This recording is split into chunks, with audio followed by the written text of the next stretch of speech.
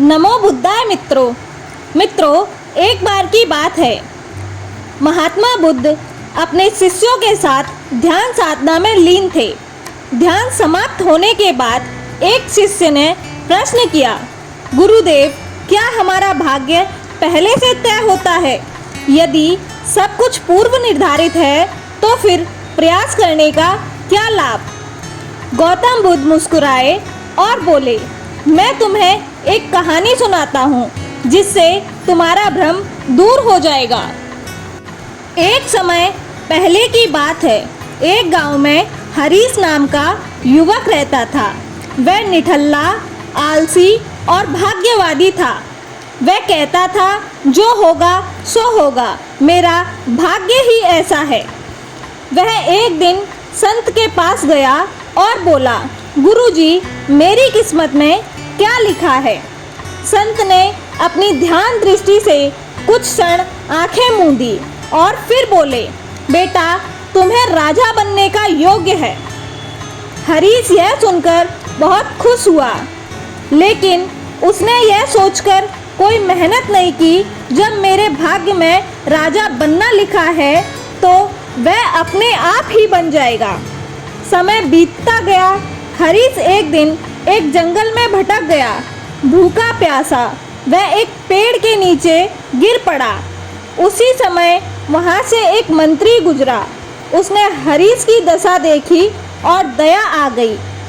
उसने हरीश को अपने साथ ले जाकर नगर में रख लिया, लेकिन हरीश आलसी ही रहा। इसी बीच उस राज्य में विद्रोह हो गया और मंत्री ने अपनी बुद्धिमत्ता से संकट को टाल दिया। राजा ने मंत्री से कहा, तुम्हें अपने उत्तराधिकारी के रूप में किसी को चुनना है। मंत्री ने हरीश के बारे में सोचा, लेकिन फिर याद आया कि यह युवक तो न कर्म करता है, न ही सीखने की इच्छा रखता है। अंततः मंत्री ने किसी और को योग्य व्यक्ति को चुना। गौतम बुद्ध कहानी को समाप्त करते हुए कहते हैं, हरीश के भाग्य में राजा बनना लिखा था, लेकिन उसने अपने कर्मों से उसे खो दिया। भाग्य एक बीज की तरह होता है, लेकिन फल तभी मिलेगा जब उसे सींचा जाएगा। शिष्य की आंखें चमक उठी। वह बोला, गुरुदेव, अब समझ में आया कि कर्म ही असली भाग्य है। बुद्ध मुस्कुराए और बोले, सही कहा, ईश्वर हमें संभावनाएं देता है, लेकिन उन्हें वास्तविकता में बदलना तुम्हारे हाथ में है। अगर तुम चाहो तो इसे बदल सकते हो। शाम ढल रही थी। आसमान पर सुनहरी लाली बिखर चुकी थी और आश्रम के भीतर एक गहरी शांति पसरी थी। ध्यान की घंटी धीरे धीरे थम चुकी थी और शिष्य एकत्रित थे। गौतम बुद्ध जी के चारों ओर जैसे चंद्रमा के चारों ओर सितारे। एक युवक शिष्य शायद जीवन के दौर पर खड़ा था।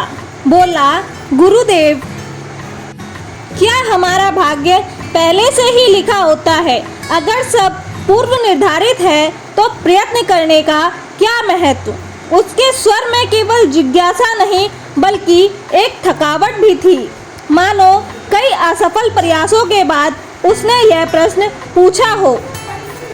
गौतम बुद्ध जी ने शांत मुस्कान के साथ उसकी आंखों में देखा, जैसे उसकी आत्मा तक झांक रहे हों।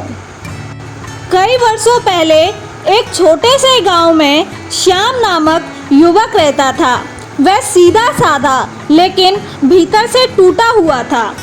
हर सुबह वह अपने कच्चे घर की छत से आसमान को देखता और सोचता, काश मेरे जीवन में भी कुछ बदलता। लेकिन जब किस्मत ही खराब है तो क्या कर सकता हूँ। उसकी माँ हर दिन आंचल में आशा बांधकर कहती, बेटा, कुछ काम कर, भगवान मदद करेगा। लेकिन श्याम बस मुस्कुरा देता, एक उदास मुस्कान जो उसकी हार को ढांकने की कोशिश करती थी। वो मान चुका था कि उसके जीवन की डोर किसी अदृश्य हाथ में है और वह एक केवल कठपुतली है। एक दिन गांव में एक साधु आए। उनका तेज, उनकी आंखों की चमक और उनका मौन, सब में एक रहस्य था। श्याम उनके पास पहुंचा, कुछ पल चुप रहकर पूछा, गुरुदेव, क्या आप बता सकते हैं कि मेरे भाग्य में क्या लिखा है? साधु ने उसे ध्यान से देखा। कुछ क्षण बाद बोले, तुम्हारे भाग्य में एक योग्य राजा बनने की संभावना है। राजा? श्याम की आंखें आश्चर्य से फैल गईं। यह वाक्य उसके मन में आग की तरह नहीं बल्कि आराम की चादर की तरह फैला। उसने सोचा, अगर राजा बनना तय है तो अब मेहनत क्यों करूं? उस दिन से श्याम और भी निष्क्रिय हो गया। जो थोड़ा बहुत काम करता था वो भी छोड़ दिया। लोग कहते हैं, बदल जा श्याम, भाग्य अवसर देता है, गारंटी नहीं। पर वह केवल मुस्कुराता और कहता, जिसका भाग्य राजा बनने का है उसे क्या काम करना। धीरे धीरे समय ने उसे पीछे छोड़ दिया। गांव आगे बढ़ गया, लेकिन श्याम उसी जगह खड़ा रहा, बिना दिशा, बिना गति के। एक दिन वह गांव छोड़ निकल पड़ा, बिना मंजिल के। भूख, थकावट और निराशा उसे जंगल तक ले आई। वहां एक पेड़ के नीचे वह बेहोश हो गया। शरीर थका हुआ, आत्मा बिल्कुल मौन थी। तभी एक रथ वहां से गुजरा। रथ में मंत्री था, राज्य का बुद्धिमान और अनुभवी सेवक। उसने श्याम को देखा और हृदय द्रवित हो गया। उसे नगर ले जाया गया, भोजन और वस्त्र दिए गए। मंत्री ने उसमें कुछ खास देखा जो शायद स्वयं श्याम नहीं देख पा रहा था। मंत्री ने श्याम को महल में कार्य का अवसर दिया, उसे सिखाने की कोशिश की, परंतु श्याम फिर भी पुराने विचारों में बंधा रहा। मैं राजा बनूंगा, मुझे सेवक क्यों बनना चाहिए? उसने अवसर को पहचानने से इनकार कर दिया। जैसे सूरज की रोशनी को आंखें बंद करके कोई कहे, यहाँ उजाला नहीं है। वर्षों बाद जब राजा वृद्ध हुआ और उत्तराधिकारी की खोज शुरू हुई, मंत्री ने बहुत से युवकों को देखा। श्याम के नाम पर भी विचार आया, लेकिन तुरंत मस्तिष्क ने कहा, जिसने अपने भीतर जिम्मेदारी की अग्नि नहीं जलाई वो राजा कैसे बनेगा? और इसी तरह वह भाग्य जो कभी उसके लिए लिखा गया था, उसके अपने ही कर्मों की उदासी में खो गया। राजमहल से निकाले जाने के वर्षों बाद श्याम एक नगर के कोने में साधारण जीवन जी रहा था। अब ना कोई भविष्य की आशा थी और ना ही किसी भविष्यवाणी का घमंड। बस दिन भर एक छोटा काम करता है, जल भरना, बर्तन धोना, कभी कभी मंदिर में साफ सफाई कर लेना। पर एक रात जब चांदनी शून्य जैसी थी और हवा में एक अजीब सी चुप्पी थी, वह मंदिर के भीतर बैठा अकेला। वहाँ एक पुराना दर्पण टंगा था, धूल भरा, धुंधला। वह उस दर्पण में झांकने लगा। कुछ क्षणों बाद उसकी दृष्टि उस पर ठहर गई। ये कौन है? क्या मैं अब भी वही हूँ जिसे किसी दिन साधु ने राजा बनने का आशीर्वाद दिया था? उसके भीतर से एक स्वर उठा, तू भाग्य से राजा था पर विचारों से भिखारी बन रहा है। तेरा अपराध भाग्य से नहीं, कर्म से है। उस रात श्याम सोया नहीं।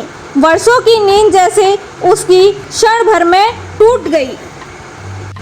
भोर हुई और श्याम के भीतर कुछ बदल चुका था। अब वह साधु की खोज में निकल पड़ा। वह यात्रा बाहर की कम और भीतर की अधिक थी। पहाड़, जंगल, नदी पार करते हुए वह एक पुराने आश्रम पहुंचा, जहाँ किसी समय वो साधु मिले थे। वहाँ कोई नहीं था, लेकिन दीवार पर एक श्लोक लिखा था, जो अपनी आत्मा को पहचान ले फिर उसे भविष्यवाणी की जरूरत नहीं होती। श्याम मुस्कुराया, पहली बार सच्चे अर्थों में। वर्षों तक जो श्याम किस्मत के सहारे बैठा रहा था, अब वह बदल चुका था। उसने सोचा राजा बनना मतलब सिंहासन पर बैठना नहीं, बल्कि अपने भीतर के डर, आलस्य और मोह को जीतना है। अगर मैं अपना मन जीत लूं तो क्या मैं सच्चा राजा नहीं? वो वहीं उस पुराने आश्रम में रुक गया। साधु तो नहीं थे, लेकिन उनके शब्द गूंजते थे हर कोने में। श्याम ने वहां रहकर सेवा का कार्य शुरू किया। पहले दिन उसने आंगन साफ किया, दूसरे दिन टूटी हुई दीवारों को मिट्टी से बांटा, तीसरे दिन गांव में बच्चों को पास बुलाया और उन्हें कहानियां सुनाई। ऐसी कहानियां जो अब खुद उसकी आत्मा की कहानी बन चुकी थी। धीरे धीरे लोग वहां आने लगे, क्योंकि अब वहां केवल आश्रम नहीं था, शांति का घर बन रहा था। एक वृद्ध महिला ने एक दिन पूछा, बेटा तुम कौन हो? श्याम बस मुस्कुराया और बोला, एक समय मैं भाग्य के पीछे भागता था, अब कर्म के साथ चलता हूँ। बरसों बीते, श्याम अब एक संत जैसा हो गया था। गहराई से बोलता, सादगी से रहता और हर दिन मिलने वालों के भीतर कुछ अच्छा जगाने की कोशिश करता। एक दिन अब वो पीपल के नीचे ध्यान में बैठा था। एक शिष्य उसके पास आया और वही प्रश्न किया, गुरुदेव क्या भाग्य पहले से तय होता है? श्याम की आंखें झिलमिलाई और वो मुस्कुराया, जैसे गौतम बुद्ध जी मुस्कुराए थे कभी। फिर उसने कहा, भाग्य बीज है, कर्म उसका जल। जिसने सींचा उसने फल पाया, और जिसने केवल बीज को देखा उसे कभी वृक्ष नहीं मिला। समय बहता गया और श्याम अब श्याम नहीं रहा। वह नाम नहीं, प्रेरणा बन चुका था। आश्रम कभी वीरान पड़ा था, अब ज्ञान और सेवा का केंद्र बन गया था। वहाँ ना कोई दीवार ऊंची थी, ना कोई सिंहासन, बस एक खुला आंगन था जहाँ लोग अपने भीतर झांकने आते थे। श्याम अब बहुत कम बोलता था, उसका मौन ही उसकी शिक्षा बन गया था। एक दिन एक युवक उसके पास आया, आंखों में वही पुरानी बेचैनी, वही सवाल, गुरुदेव क्या भाग्य सच में बदला जा सकता है? श्याम ने हाथ से जमीन की ओर इशारा किया। वहाँ एक पीपल का वृक्ष खड़ा था, विशाल छायादार अचल। यह वृक्ष मैंने बीज के रूप में देखा था। मैं चाहता तो कहता, अरे यह तो सिर्फ बीज है, इसमें क्या रखा है? लेकिन मैंने इसे सींचा, धूप में, बारिश में, अकेले में। आज देखो यह क्या बन गया है। फिर उसने युवक की आंखों में देखा और कहा, भाग्य भी ऐसा ही है, वो बीज है, ईश्वर का दिया हुआ। लेकिन वृक्ष तुम बनाओगे अपने कर्मों से, अपने प्रेम से, अपनी जिद से। यही जीवन है, यही योग है। ईश्वर भाग्य लिखता है, लेकिन जीवन की स्याही तुम्हारे कर्मों से बनती है। सोच मत कि तेरे हाथ में क्या है, चल पड़ और देख कैसे राख खुद चलकर तुझ तक आती है।